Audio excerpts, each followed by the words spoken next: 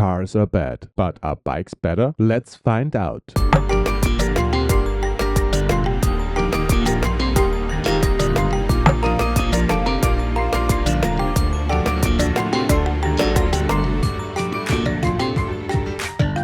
Hi, my name is Ian DeBay, and this is The Good System, the podcast where we hate bikes.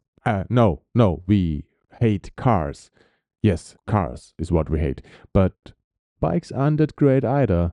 More on this episode, but I digressed. Let me first explain what this podcast, The Good System, is about. In the Good System podcast, we build a vision of a good system, as it says in the title. And this is a system that is economical, political, and social good for everyone, and also sustainable and therefore good for the planet. And every episode is like a puzzle piece. They come together to create a whole picture at the end. I hope infrastructure is a big part of the system and our daily life. We have to deal with it every day. And I already talked about cars, why cars are bad, and we need to get rid of them. And today I will talk about bikes and if they are good or not for the system, and maybe if we do have to get rid of them. Can't be the solution to simply replace cars with bikes one for one. And I had this thought last year when I was on vacation with my family on a small island in the Northern Sea. There we rented some bikes and went everywhere by bike because this was possible. Although it was a rural area, there was good bike infrastructure and there were not so many cars. There were too many cars for that small island where you could get everywhere per bike or even walking. Or if you can't do both of the things, there was a bus who brought you everywhere, in every town, in every village, even to the beach. So there was absolutely no need for cars, at least for the tourists. I could imagine that maybe some of the residents need a car if they want to go on the mainland, because on the mainland the infrastructure wasn't as good and there you may need a car. I don't like riding bikes in the city, although bikes would be better in the city than in a rural area like it was in the island, because everything is so much nearer, not much distance, and so often it would make sense to take the bike. It probably in 99% it would make more sense to take a bike than a car in the city. I personally don't like to ride the bike in the city because I think it's too dangerous. You can't trust many car drivers. And in Vienna here, the infrastructure is not good enough. Yeah, they develop more and more bike infrastructure. It gets better sometimes, but often it's just paint on the street, a street that's too narrow, where a car can't overtake you with the proper distance between you and the car. And often cars park on the bike lane, and so it's not a joy to ride a bike in Vienna, and I don't like it, and I think it's too dangerous. That's me, and in general, I know it would be so much better if cars would be replaced by bikes, because it would be not so loud and not so stinky, and bikes don't need as much space as cars do. Parking. Yeah, parking is the point I want to talk about. Because yes, where one car parks, you can park 5 to 10 bikes maybe, but in the end, it's still private vehicles parking on public space and take away this space where otherwise there could be a bus stop where more than 10 people a day have something from, or there could be a tree or a bench, everything where more people can profit from than from parking spaces, even if it were bikes that are parked there. Car drivers have often nowadays pay if they park on a public space. It's far too less what they have to pay, but at the end they have to pay something. Bikes or cyclists don't have to pay to park their bikes anywhere on a public space. And I get it why, because we want people to ride a bike.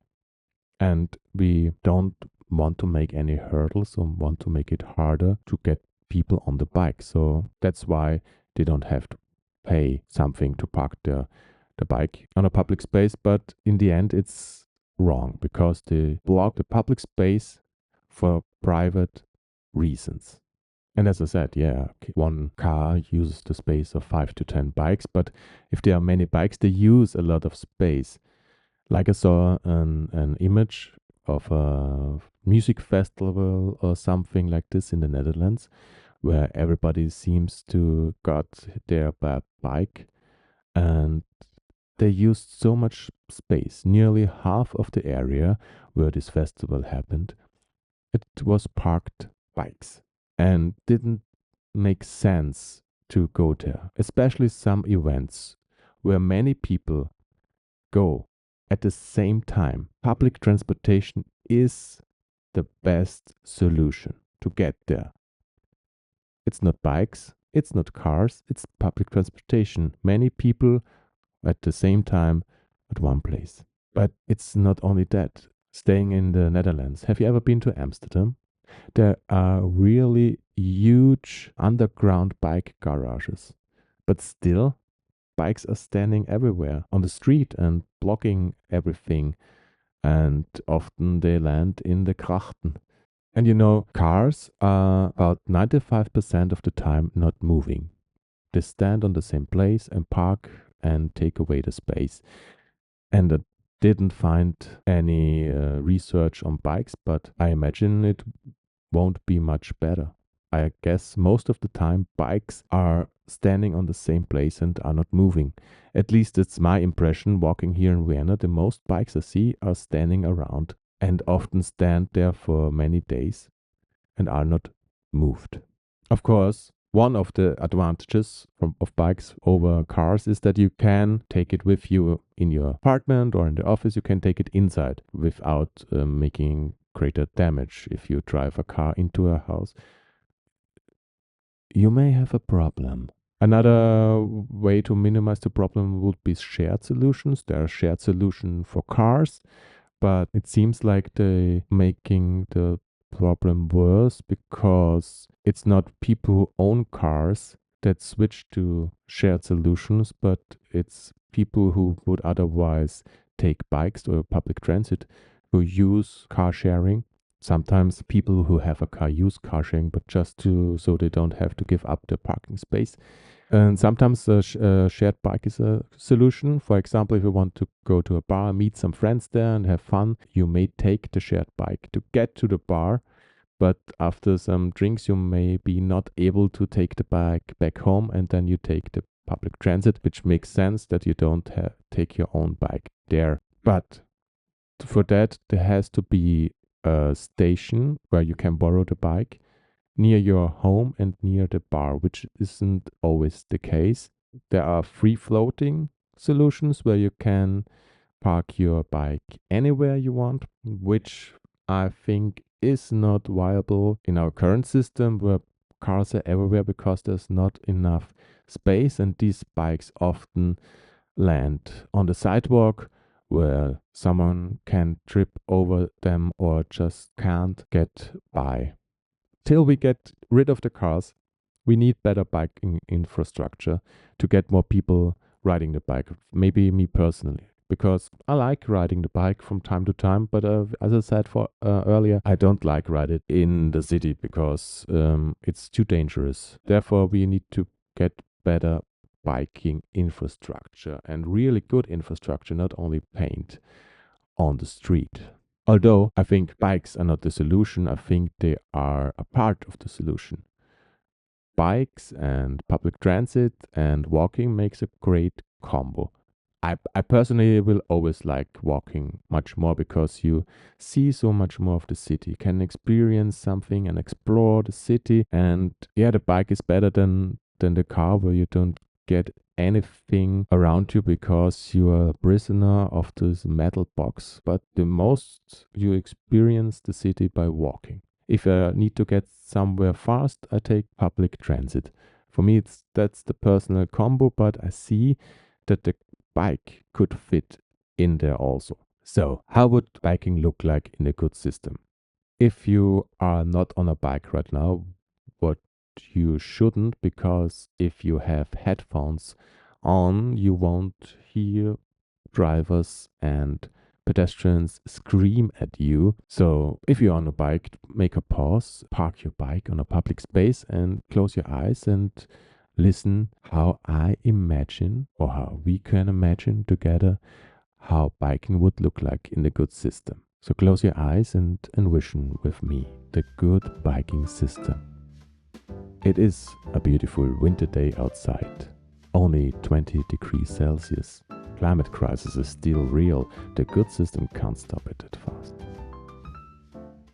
So you take the bike to your friend who lives about 10 kilometers away. Normally you would take the underground, but not today. You want to enjoy the sun, and so you take a shared bike. The ride is nice. A little breeze makes it even more enjoyable. There is no dedicated bike infrastructure because there are nearly no cars you share the street with, only other cyclists, public transit and pedestrians. On your way you pass by a bakery. You get off your bike quickly and buy some croissants. The one your friend Connie likes so much. You go on with your ride, and after a few minutes you meet another friend, Tony. You have a quick chat with her and you agree that you have to meet again soon. But you never will. Finally, you have reached at Connie's home. You park the bike at a secure place where nobody can trip over it, and you enter the building. After a nice afternoon/evening, it is time for you to drive home.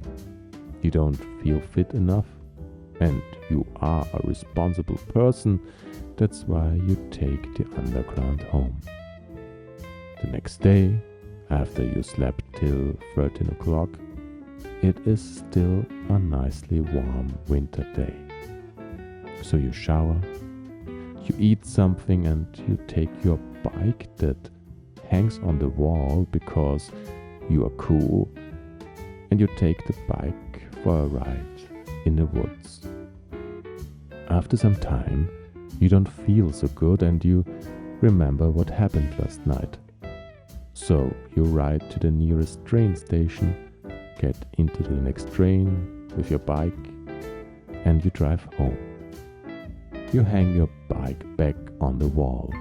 You take a nap for 1 hour and then decide to take a walk to get some fresh air.